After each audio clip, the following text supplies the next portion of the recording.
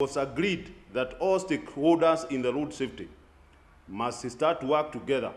We have done a joint recall for vehicles, PSV trucks, and the vehicles exceeding 3048.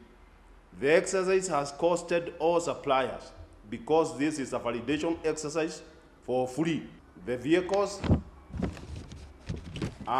should do the recommended speed, and therefore no fatalities on our roads.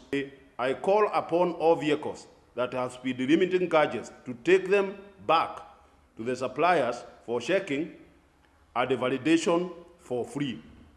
Our recall sticker has several watermarks which makes almost impossible to copy. We call upon the vehicle owners to take advantage of free recall exercise and bring back vehicles for repairs. One, it should limit the speed of a vehicle. Number two, location of the vehicle. You don't need to do a tracking when you are doing the new speed governor because it will track the vehicle. And number three, transmission of data to association servers and also to NTSA. Any interference by a message,